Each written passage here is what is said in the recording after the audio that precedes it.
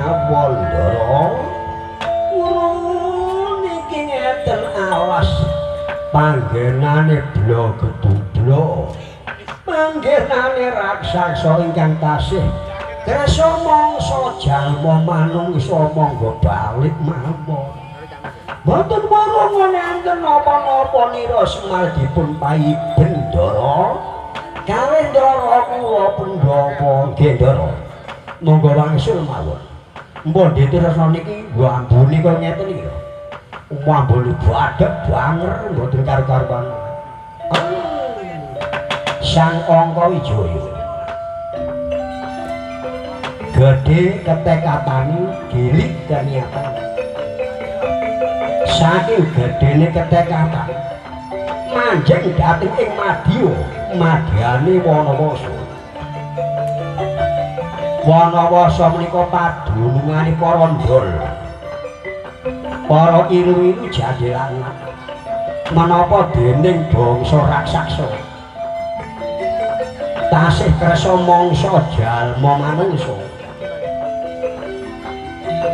tegese tasih krasa mangsa jalma daging mentah anane sanalika Sang Angka Wijaya ngrapal aji minyak Jayan Katon ingkang ngrapal tandha yekti menawi Angka Wijaya atmaja atmajaning Arya Janaka sinareng ngrapal aji minyak Jayan Katon sumrebet wangi sumrebet arum gandane wonten ing madyane Wanawasa dasar raksasa boten tau nate mandheg gondo badhek gondo wangi sanalika pating gleru pating gleger kaya mrical ingkang lagi memungsu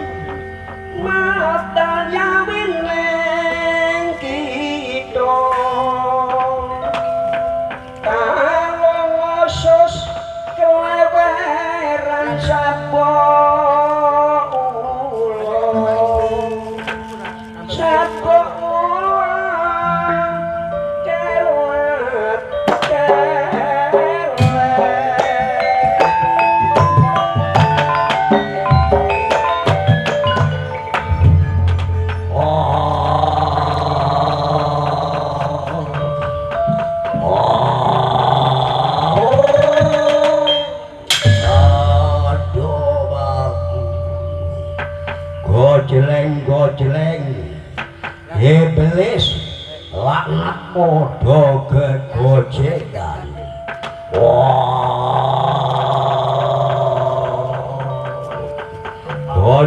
gojleng iblis laknat padha gegojekan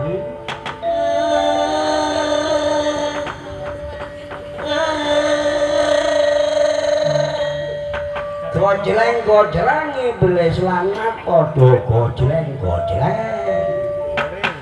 satriya ndi omah sapa jeneng satriya ndi omah sapa jeneng satriya ndi jeneng sapa omah takoni klecem badakno wong ketemon bedangane anyar takoni klecem badakno wong ketemon bedangane anyar badangane anyar satya ditakoni klecem badakno ketemon apa budek apa bisu apa budek apa bisu apa budek ditakoni jekidek kae lha bekane guyuman darahmu jangan dibekal buta to. Takono nemah kok jangan cimot kok. Wis tumpek elek. Wong kepiran diapur ati kok. Ayo takon. Yo ayo takon. Ayo takon.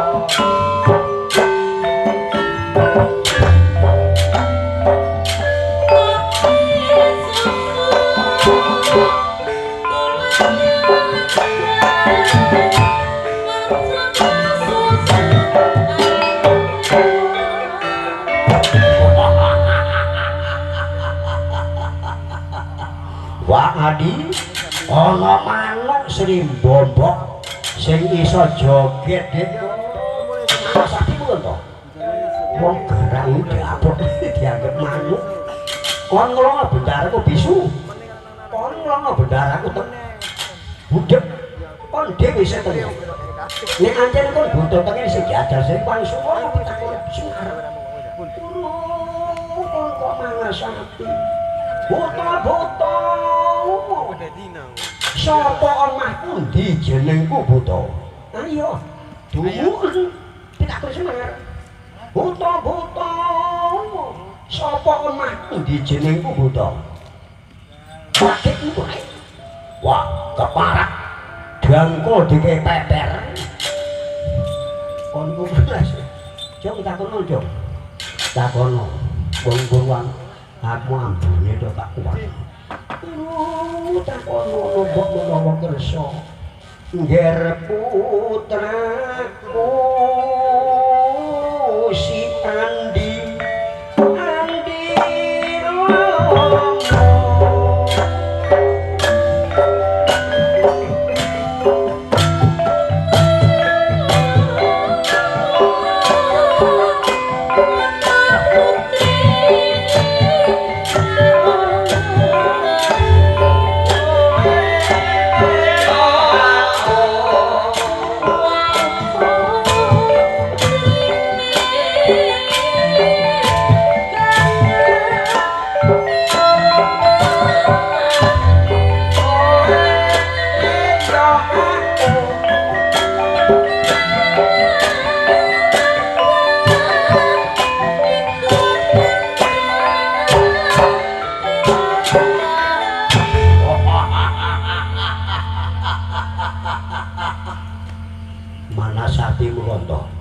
cetakan gue desane wong gemplang botor mek jenengmu sapa kok to aku Kala Meso Kala Meso kon sapa aku Kala Markumamang iki Kala Meso iki Kala Markumamang lho kaya buta Dik lha aku buta sing keren dhewe kang aku kan lho amit-amit wong potongane nising gak nising mercing lukaran hehehe Lho dilokno sing kali mricing dadakno guyu.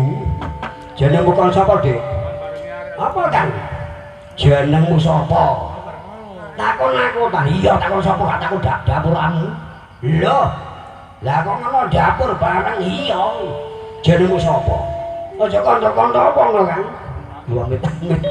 Wong potongan ini gak nisi mricing. Jeneng kali kandak-kandak wong. Jenengmu sapa? Anjasmara Ari Mahami. Jenengmu Anjasmara Ari Mahami. Ya gak ya dilakokno, Kang. Iku biyen kate bancakane biyen ya rene. Lho sing tak cacaki. Anjasmara Ari Mahami. Ana apa, Kang? Ana apa ya temenan ya? Lah jeneng iki kok apa, Kang? Ngene lho, Dik ya. Kone karo jenengku. Den tuntung ketak den. Den tuntung ketak den. Den tong tong tong tong. Gendung gendung gendung. Lah dadi jeneng iki kok gendung ketak den gendung ketak den den tong tong tong tong gendung gendung ngono kan yo gak. Lah ya apa? Ya dilakokno. Anjasmara Ari Mahami. Ana apa kang gendung ketak den? Den tuntung ketak den. Den tong tong tong tong gung gung gung gung. Lah nek ana apa-apa Dik Anjasmara Ari Mahami. Nek ana apa-apa kang gendung ketak den. Den tuntung ketak den. Den tong tong tong tong gung gendung gendung gendung. Cung. Kon iki sampel apa? Wong buta sampel wong oleh wani. Wah, satria kudu balik satria. Aku oleh yo badut, ora oleh yo badut. Wani lawan bala raksasa, apamu berkongkong sing ndak weden. Gedene gedhe aku. Ngrangkoki batange berkongkong ora saya tangga. Ukure ya padha ukur aku. Jagur sirai berkongkong ora nganggo ondo. Lah keparak. Ora kena. Kawas rembug satriya iki. Lungite ya lungit aku. Sotik meguru menyang anane berkongkong. Wah keparak. Langguk pangucapmu ndak tebak. Bun-bunam koncak nyawamu dadi memangsani Prapragado. Brodor wadutmu keparatmu.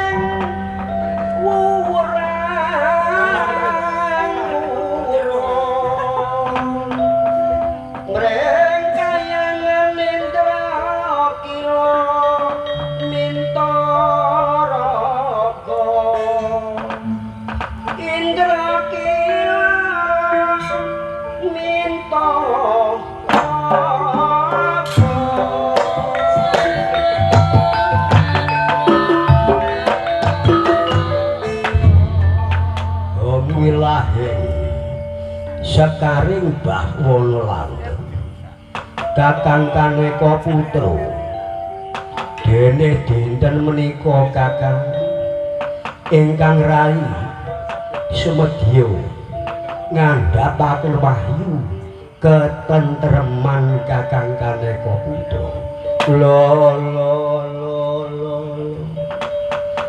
kecekre bong lamange bokrong-bokrong mbok semprong mati kobong hakiye mbok tuwek mati laya-laya dene konten dinten menika Yayi Guru dipun sekseni ananing sekatahe para Jolandara prajurit Suralaya panjenengan dalem sumedya ngandhapaken wahyu ketentreman menika nuwun inggih Kakang Kaneka Putra nanging wonten ingkang dados pepalang maksudipun Yayi Guru pepalangipun menapa garwa ulun garwanipun ingkang rayi Sanjang Bathara Guru ngantos praten wonten bali ngrecu pundha manik Betari Durga menika Kakang ingkang wajib nerami kontenanipun wahyu ketentreman menika.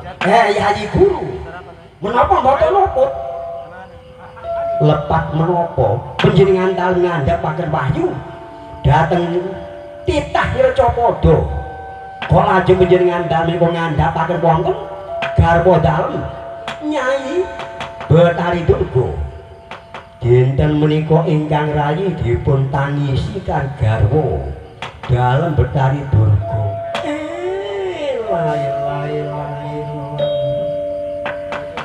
Bapak kulon nggih panjenengan dalem paringi estu.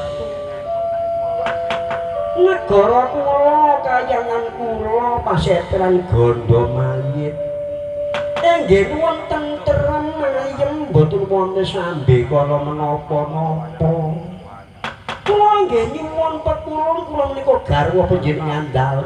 Niki ya ngapa niki kok ngeten iki. Lajeng Yayi Guru menapa arah titah Recapada. Para Pandhawa ingkang wajib nrima wahyu. Kok lajeng panjenengan teramekaken dhateng garwa dalem nini Betari Durga menika. Inggih menika Kakang menika garwa kula. Menapa boten luput? Tegesipun Yayi Guru nglangkai kodrat-kodrat ijang menika.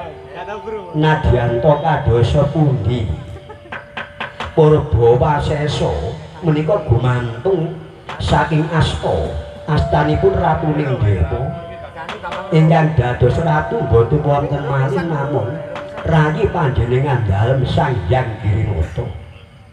Menika kula paringaken sinten kemawon kula ingkang darbeni wajib. Betara Brahma ya apa iki? Cemburu. Kula nggih boten mangertosi iki. Nggih kliken kula nggih boten ngertos. Sejatosipun nggih titang Recapada ingkang wajib nrima wahyu. Lah niku panguwasa ya nadyanto kuwasa iku ora kena ngono. Iku nglangkai kodrat tangan. Kados pundi pekulun kula menika?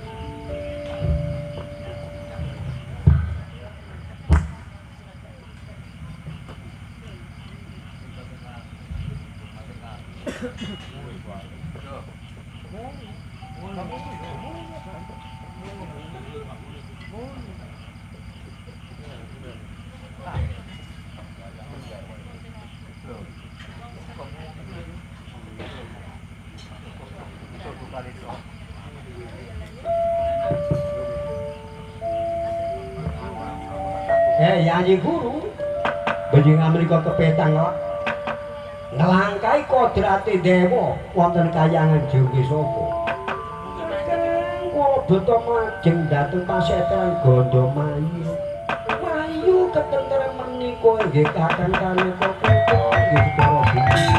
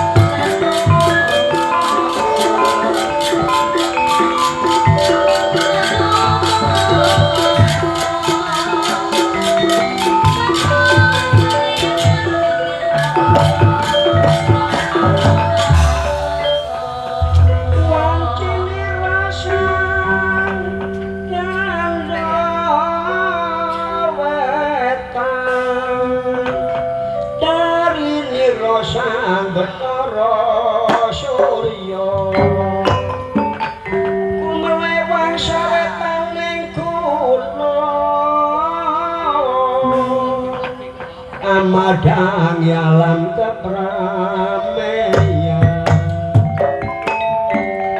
wancini rasa bagas koro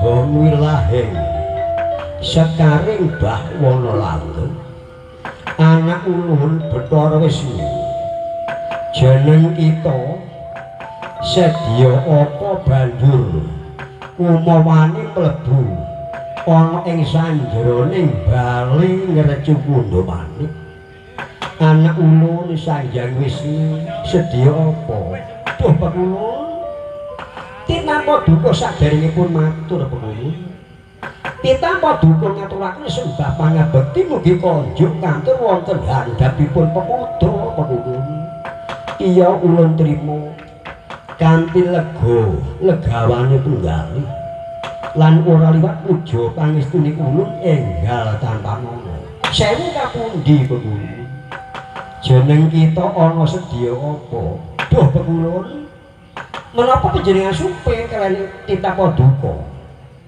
menapa panjenengan supe sampun matawis kirang langkung 3 santun setengah panjenengan dalem paring dawuh dhateng titapa duka pekulun Sang Hyang Bathara Wisnu dinten menika panjenengan maringaken wahyu ingkang tinembungaken wahyu ketentreman lah dene wahyu ketentreman niku kan wajib nerami mboten wonten malih wayang kula dadodalan mila pekulun mbok inggih kula teramine wahyu Wisnu wonten sing dawuh aja ngleputno kanane ulun ora melu-melu dene wahyu yaiku ketentreman wis diparingno kanane Sang Hyang Betari Durga lantaran Betari Durga ngilingono iku Nidewi Uma garwa-garwane Yayi Buru duh pekulun menapa leres pekulun panjenengan paringaken Sang Hyang Betari Durga iya anak ulun pancen ora sisip sumendhang pinara sabda ulun kang semadya paring yaiku garwaningsun Sang Hyang Betari Durga ya Betari Uma supaya ana ing kayangan pasetran gondo mayit ora ana swijalangan apa-apa. Heh, anak ulun Wisnu tuntut ana kewajibane titang reca padha Pandhawa sing ndarbeni wahyu.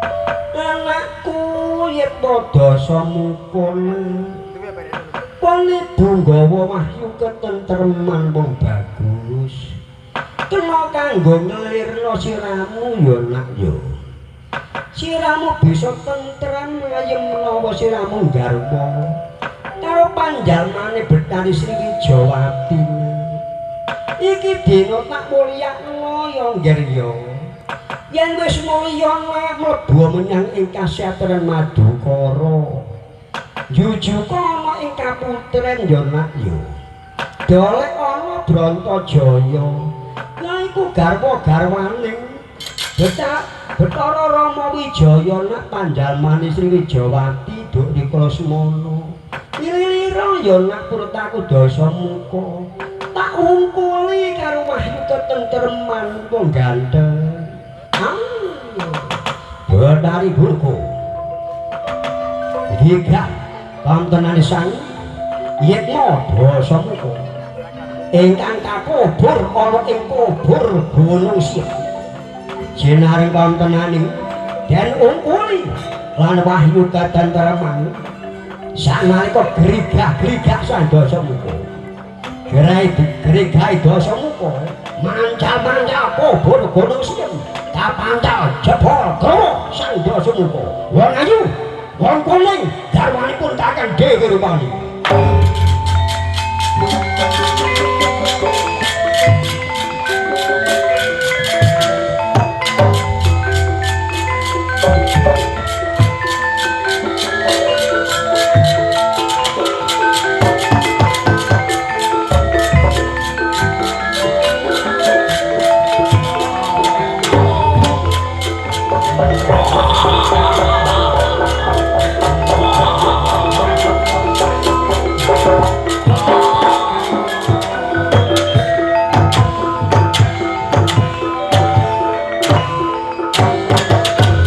Hey,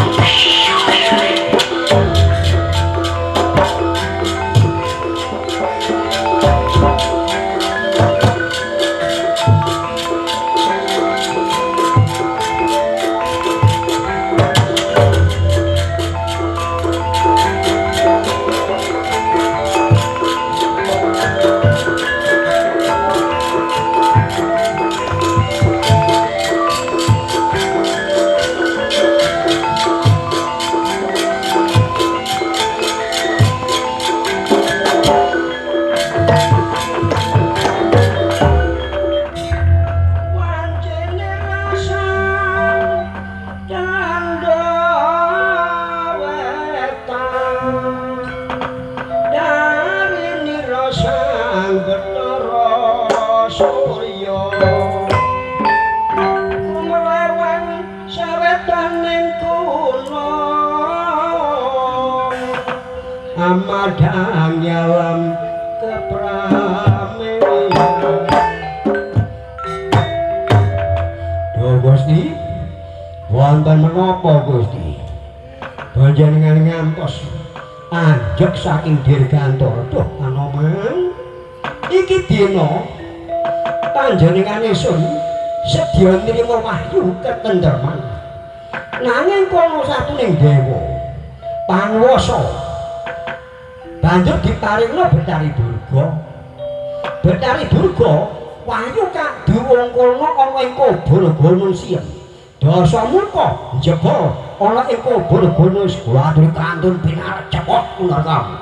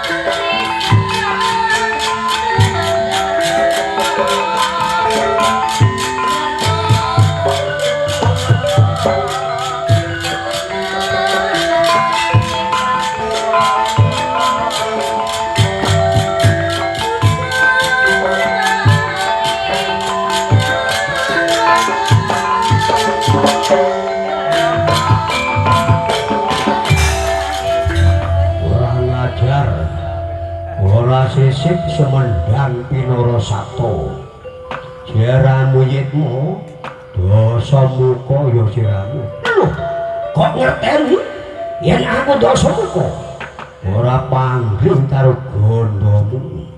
Iki dina dosa muka wani karo Prabancana. Wah keparek ya Prabancana. Anon iki dina aku ora bakal mundur sejangkah lanjiran. Mergo aku tapaku 1000 taun ana ing kubur Gunung Siem. Iki dina bakal tak cemburu ana kawah Candra dimuga cepot punarkam.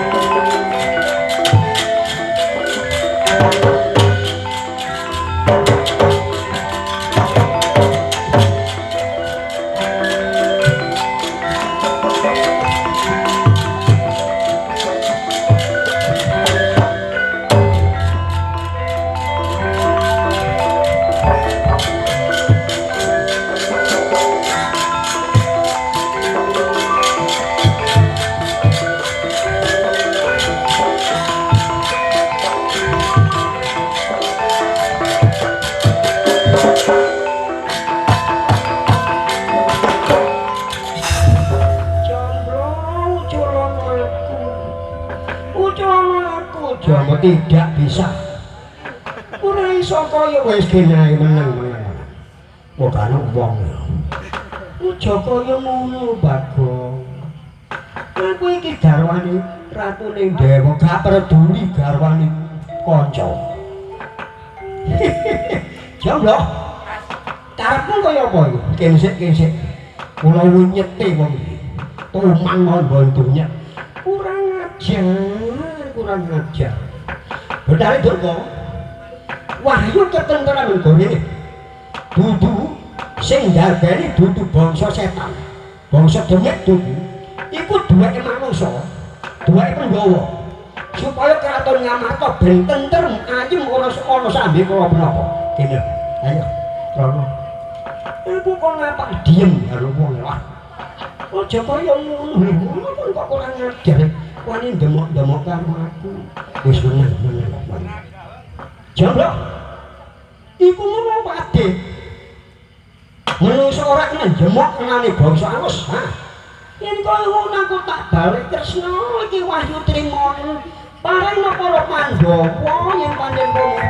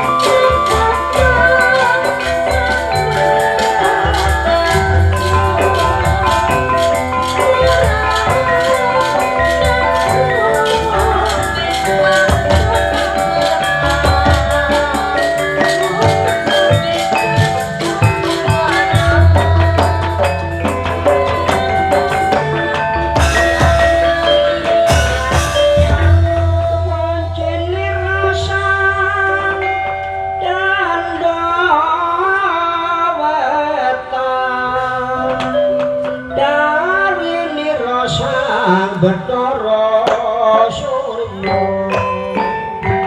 kumawan sawet maning kula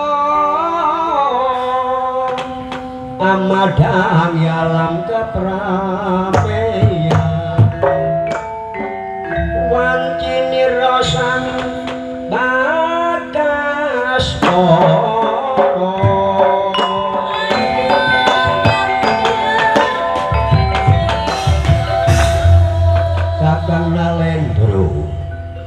menawi panjenengan dalem perang matur sembah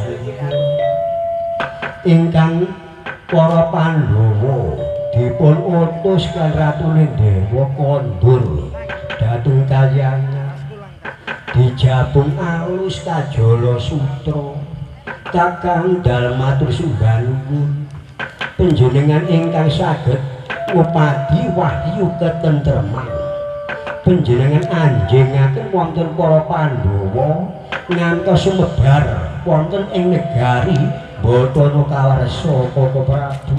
Duh Yadi, menika sampun lelampahan kula menika namung netepaken kewajiban kewara. Kewajiban dalang ingkang ngaten ngayomi saking wayahipun. Adi Serna, yo. Ayo padha memuji yang darbe pasti.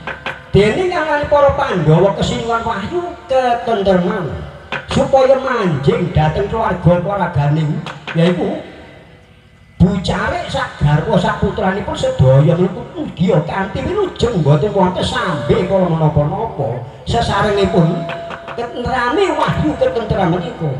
Oh iya. Para Pandhawa sampun jejer wonten ing negari Batana Kawarsa. Kasinungan wahyu ketentreman. Dene sekseni kantenane ki ora Badranaya Pamangun Diwangsa menapa dene besuk. Anggone memuji kantenane wahyu ketentreman sumrambau dhateng ingkang kagungan kersa sak garwa sak putranipun sedaya. Sumuga dinten nika ketentreman nanjima dhateng keluarga-keluarganipun Bucare sak putra-putranipun. Kasinaran Tirta Pratandha kaya ana Andrawina Bujana panutuping kekayon.